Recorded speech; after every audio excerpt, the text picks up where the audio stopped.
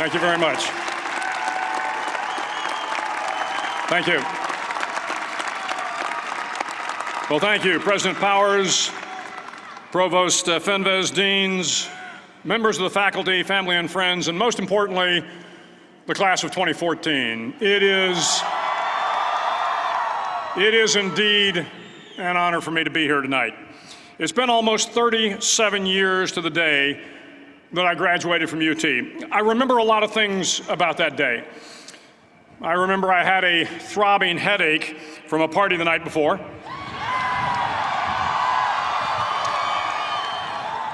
I remember I had a serious girlfriend, who I later married. That's important to remember, by the way. And I remember I was getting commissioned in the Navy that day. But of all the things I remember, I don't have a clue who the commencement speaker was, and I certainly don't remember anything they said. So acknowledging that fact, if I can't make this commencement speech memorable, I will at least try to make it short. So the university's slogan is, "What starts here changes the world." Well, I've got to admit, I kind of like it. What starts here changes the world. Tonight, there are almost 8,000 students, or there are more than 8,000 students graduated from UT. So that great paragon of analytical rigor, Ask.com, says that the average American will meet 10,000 people in their lifetime. 10,000 people, that's a lot of folks.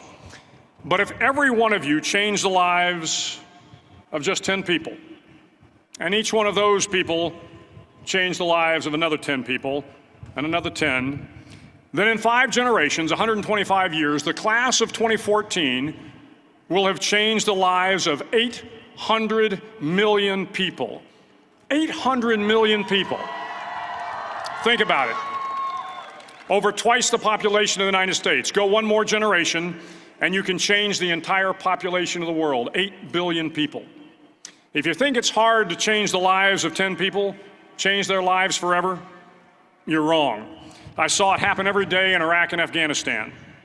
A young Army officer makes a decision to go left instead of right down a road in Baghdad, and the 10 soldiers with him are saved from a close-in ambush. In Kandahar province, Afghanistan, a non-commissioned officer from the female engagement team senses that something isn't right and directs the infantry platoon away from a 500-pound IED, saving the lives of a dozen soldiers. But if you think about it, not only were those soldiers saved by the decisions of one person, but their children were saved, and their children's children. Generations were saved by one decision, one person. But changing the world can happen anywhere, and anyone can do it. So what starts here can indeed change the world. But the question is, what will the world look like after you change it? Well, I'm confident that it will look much, much better. But if you'll humor this old sailor for just a moment, I have a few suggestions that may help you on your way to a better world. And while these lessons were learned during my time in the military, I can assure you that it matters not whether you ever served a day in uniform. It matters not your gender, your ethnic or religious background, your orientation, or your social status. Our struggles in this world are similar, and the lessons to overcome those struggles and to move forward, changing ourselves and changing the world around us, will apply equally to all. I've been a Navy SEAL for 36 years, but it all began when I left UT for basic SEAL training in Coronado, California.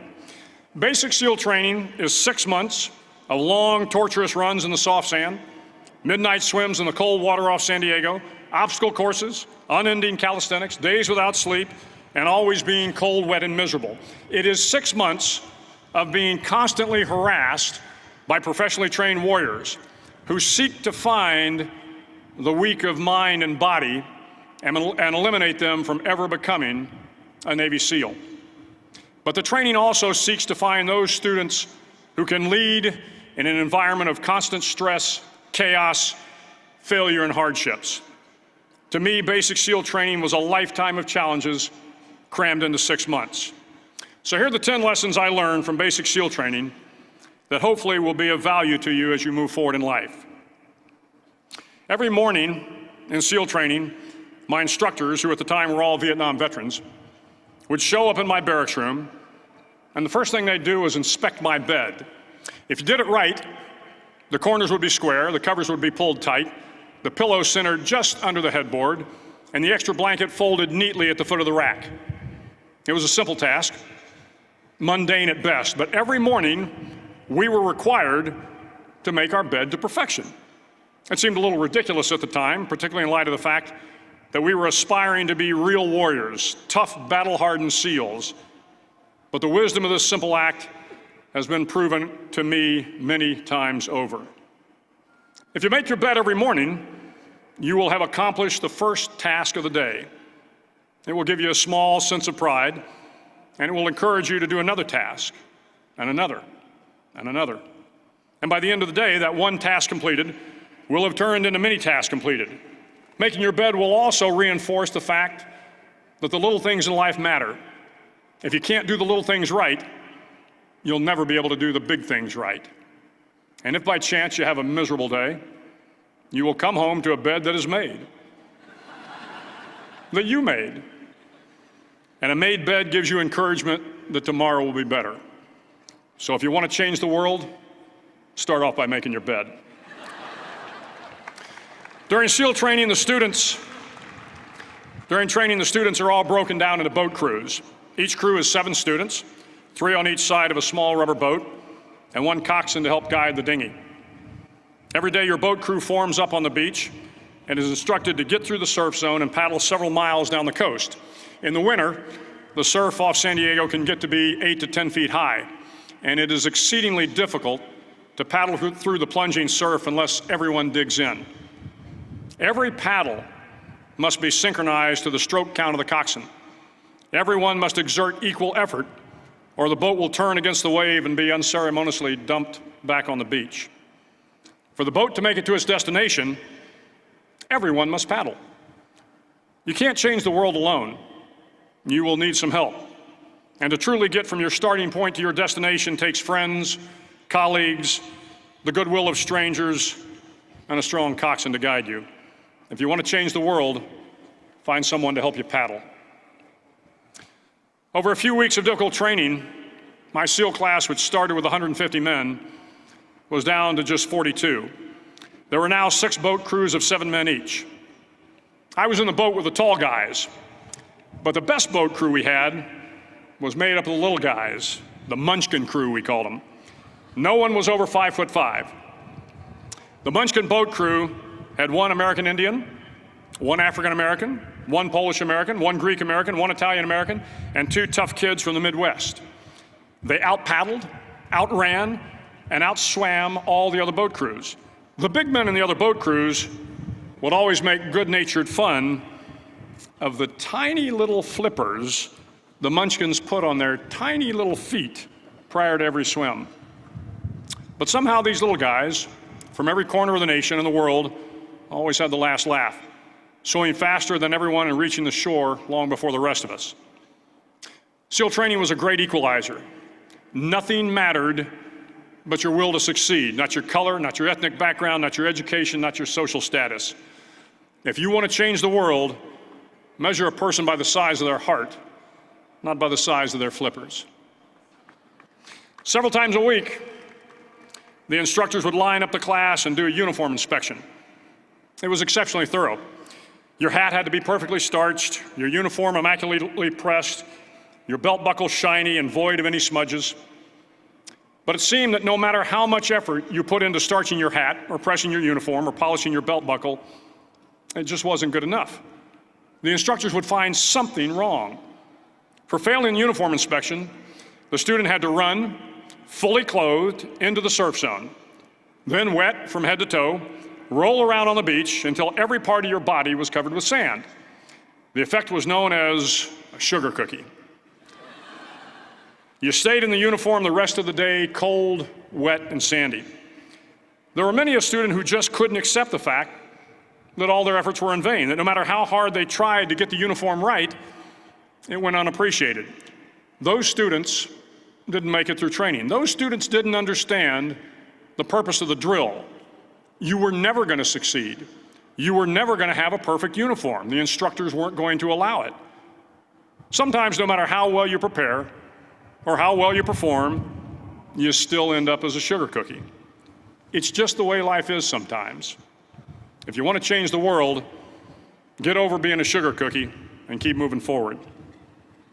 Every day during training, you were challenged with multiple physical events: long runs, long swims, obstacle courses, hours of calisthenics, something designed to test your mettle. Every event had standards, times you had to meet. If you failed to meet those times, those standards, your name was posted on a list, and at the end of the day, those on the list were invited to a circus. A circus was 2 hours of additional calisthenics, designed to wear you down, to break your spirit, to force you to quit. No one wanted a circus. A circus meant that for that day, you didn't measure up. A circus meant more fatigue, and more fatigue meant that the following day would be more difficult, and more circuses were likely. But at some time during SEAL training, everyone made the circus list. But an interesting thing happened to those who were constantly on the list. Over time, those students who did 2 hours of extra calisthenics got stronger and stronger. The pain of the circuses built inner strength and physical resiliency. Life is filled with circuses. You will fail. You will likely fail often. It will be painful. It will be discouraging. At times, it will test you to your very core. But if you want to change the world, don't be afraid of the circuses. At least twice a week, the trainees were required to run the obstacle course. The obstacle course contained 25 obstacles, including a 10-foot wall, a 30-foot cargo net, a barbed wire crawl, to name a few. But the most challenging obstacle was the slide for life. It had a 3-level, 30-foot tower at one end and a 1-level tower at the other. In between was a 200-foot-long rope. You had to climb the 3-tiered tower, and once at the top, you grabbed the rope, swung underneath the rope, and pulled yourself hand over hand until you got to the other end. The record for the obstacle course had stood for years when my class began in 1977. The record seemed unbeatable until one day a student decided to go down the slide for life head first. Instead of swinging his body underneath the rope and inching his way down, he bravely mounted the top of the rope and thrust himself forward. It was a dangerous move, seemingly foolish and fraught with risk. Failure could mean injury and being dropped from the course. Without hesitation, the student slid down the rope perilously fast. Instead of several minutes, it only took him half that time. And by the end of the course, he had broken the record. If you want to change the world, sometimes you have to slide down the obstacles head first. During the land warfare phase of training, the students are flown out to San Clemente Island, which lies off the coast of San Diego. The waters off San Clemente are a breeding ground for the great white sharks. To pass SEAL training, there are a series of long swims that must be completed. One is the night swim. Before the swim, the instructors joyfully brief the students on all the species of sharks that inhabit the waters off San Clemente. They assure you, however, that no student has ever been eaten by a shark, at least not that they can remember. But you are also taught that if a shark begins to circle your position, stand your ground. Do not swim away. Do not act afraid. And if the shark, hungry for a midnight snack, darts towards you, then summons up all your strength and punch him in the snout, and he will turn and swim away. There are a lot of sharks in the world.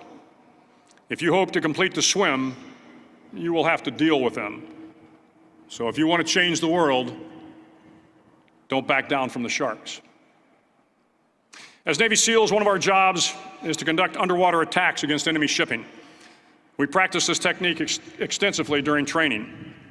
The ship attack mission is where a pair of SEAL divers is dropped off outside an enemy harbor and then swims well over 2 miles underwater, using nothing but a depth gauge and a compass to get to the target. During the entire swim, even well below the surface, there is some light that comes through. It is comforting to know that there is open water above you. But as you approach the ship, which is tied to a pier, the light begins to fade. The steel structure of the ship blocks the moonlight. It blocks the surrounding street lamps. It blocks all ambient light. To be successful in your mission, you have to swim under the ship and find the keel, the center line, and the deepest part of the ship. This is your objective.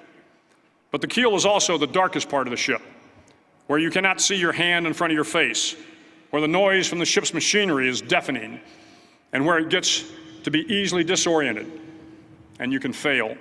Every SEAL knows that under the keel, at that darkest moment of the mission, is a time when you need to be calm, when you must be calm, when you must be composed, when all your tactical skills, your physical power, and your inner strength must be brought to bear. If you want to change the world, you must be your very best in the darkest moments. The 9th week of training is referred to as Hell Week. It is 6 days of no sleep, constant physical and mental harassment, and one special day at the Mud Flats. The Mud Flats are an area between San Diego and Tijuana where the water runs off and creates the Tijuana Sloughs, a swampy patch of terrain where the mud will engulf you. It is on Wednesday of Hell Week that you paddle down to the Mud Flats and spend the next 15 hours trying to survive this freezing cold, the howling wind, and the incessant pressure to quit from the instructors. As the sun began to set that Wednesday evening, my training class, having committed some egregious infraction of the rules, was ordered into the mud. The mud consumed each man till there was nothing visible but our heads. The instructors told us we could leave the mud if only 5 men would quit. Only 5 men, just 5 men, and we could get out of the oppressive cold. Looking around the mud flat, it was apparent that some students were about to give up. It was still over 8 hours till the sun came up. 8 more hours of bone-chilling cold. The chattering teeth and the shivering moans of the trainees were so loud, it was hard to hear anything. And then one voice began to echo through the night. One voice raised in song.